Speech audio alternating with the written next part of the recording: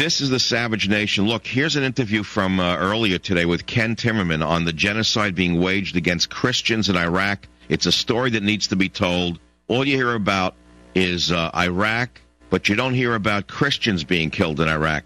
Let's go to Ken. Well, Michael, I'll tell you, the Christians in Iraq are simply being driven out of the country. They're being assaulted by radical Muslims. Their churches are being burned. Their priests are being murdered. The children are being beheaded. Women are being raped. It is an absolute disgrace.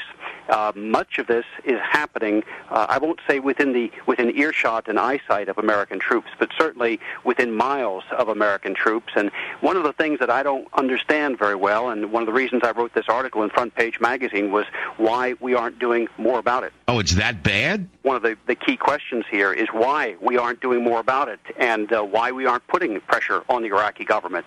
And I think, one reason is that the Iraqis are very careful to have us not appear to take any side, to take anyone's side in the various partisan and sectarian battles going on inside of Iraq today. But I think it's a tremendous mistake. Christians do not have a militia. Christians have not taken part in this fighting. Christians are simply becoming martyrs to Muslims.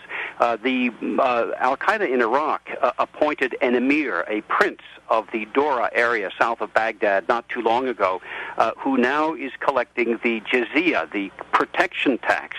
So he's going to all the Christian families who remain, and there are fewer and fewer who have been left behind, but he's going to all of them who remain and demanding that they pay what amounts to about a month's salary for an average Iraqi to be under the protection of the Muslim leadership. And if they don't pay that, they have a choice, he says. They can die or they can leave. This is crazy. Well, here's what's happened with them is that in response, Michael, they're basically leaving. They're leaving the country.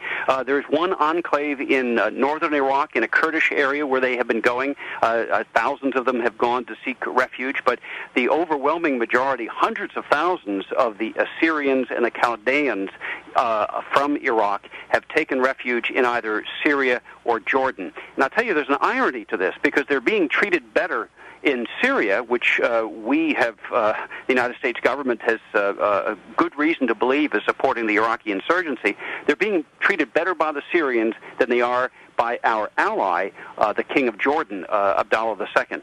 In Jordan, the Christians are parked in ghettos. They are not allowed to work. They're not allowed to send their children to the government schools. And, in fact, the Jordanian authorities have closed down the Christian schools because they accuse them of proselytizing, of teaching Christianity. So they need some real help. I think Congress could extend them some help. And, frankly, I think the U.S. government ought to be having some words with King Abdullah of Jordan to get him to rectify the situation and treat the Iraqi Christians as human beings. Unbelievable. Well, here, Michael, this is one of the great tragedies is the fact this Christian community in Iraq is probably one of the oldest Christian communities in the world. From ancient Mesopotamia, ancient Babylon, the language that they use in their liturgy today is Aramaean, the language that Jesus spoke. So they are a very ancient Christian community. They've been in the area, if you wish, with Baghdad in the center, to the north and the south, in a fairly narrow belt. But there are also Assyrians in Syria and in Turkey and in parts of Iran as well. So this community has spread into neighboring countries also over the past 2,000 years. Astonishing. Well, why is the media ignoring the plight of the Christians? It's because they're Christian. They're not Muslim. They are not, it is politically correct for Christians to be murdered, apparently, in the eyes of the American media. Many of these, the Assyrians that I have met recently have asked me the same question, and frankly, they will thank you, Michael, for talking about it on your show. This is tremendously important. I think it's tremendously important for American Christians to understand this as well. I, by the way, learned quite a bit about the recent events from a group called Christian Solidarity International, which deals with Assyrians and with embattled Christians around the world, and they're doing absolutely tremendous work. Father Keith Roderick is the coordinator of this effort that works with Christians in Jordan, in Lebanon, in Iraq, in Iran and Egypt and other countries, including Pakistan, by the way. Wow, that's something. Well, how have Christians been treated in Iraq and the rest of the Middle East? Basically, miserably. Under Saddam, they were persecuted as well, not quite to the extent that they're being persecuted today, but there was certainly no political freedom, very little religious freedom. They were a captive community. But today they're being driven out by in large numbers. The estimates are that roughly half of the 1.4 million Christians who had lived in Iraq before the liberation in 2003 have been driven out by radical Muslims. This is the battle of radical Islam against the rest of the world, against, quote, non-believers. And you see this emir of Dora, south of Baghdad, the al-Qaeda prince who's now in control of that neighborhood, when he opposes the protection tax, the jizya, what he says is, you have, as the Quran said, you have the choice, Christians and Jews, to live under Muslim protection and Muslim authority.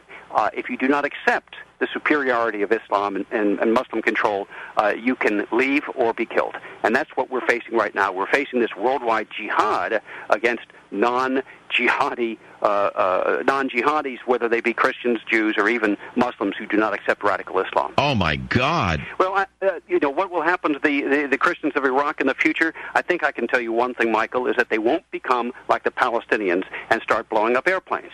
I think they will wind up settling in other countries. I hope they will wind up coming back to Iraq as the situation becomes calmer. I was reminded as I was working on this piece and talking to some of the representatives of the Assyrian community of Tertullian, who said during the Emperor Nero in Roman times, he said, the blood of the martyrs is the seed of the church. That is really the only good news I can find in this story eventually, is that perhaps the suffering of these Christians in Iraq at the hands of jihadi Muslims will serve as an example to others.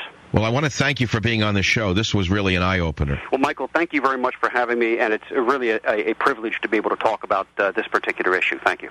So you see, Christians in Iraq are being killed, persecuted, driven out by Muslims who we liberated.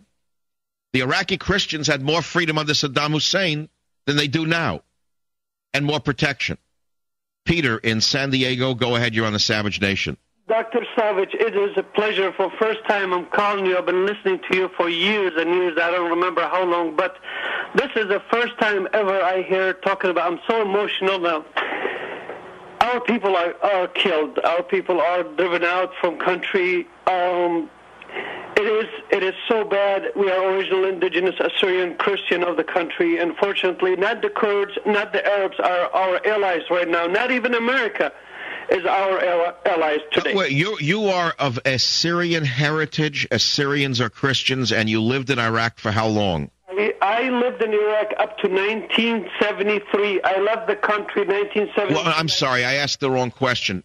How long has there been an Assyrian presence, a Christian Assyrian presence in Iraq? You would mean for centuries, I assume. For centuries, Assyrians are the indigenous people of Mesopotamia. That's Mesopotamia. Iraq was named in 1900 when England took over and divided to Turks to divide it. Right. That's right. Iraq was made up by the League of Nations in 1927.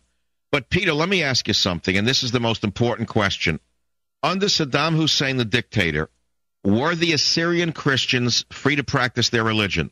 To be honest with you, not freely, and he didn't even let us read our language. Where he killed so many people just because they were trying to read and write history of Assyrian. He didn't want to hear that. But we were better than what we are right now. Yes, we were. Wait a minute. You mean even though it was terrible under him, it's worse now? Yes, now it's worse. It's so bad that even they go to North. Let me tell you a story. They go to North. American church are giving $13.5 million a year to Kurds to help Assyrians, to give it to Assyrians. out of that money is not even 1 million spent for Assyrians. They don't have, they building them some houses, some worthless houses, and they're supposed to give them monthly money. They don't even give them, so they have no choice to take off and run out of the country. Right now, Jordan has over 70,000 in there. Assyrians or Christian Chaldean Assyrians are in there. Unbelievable. And this is another hidden fact of the oppression of Christians by the Muslims who were liberated by George Bush's war. This is astonishing. The whole thing's a nightmare. It's getting worse by the day. It's like when you pick up the rock, how many different scorpions can run out of it at once?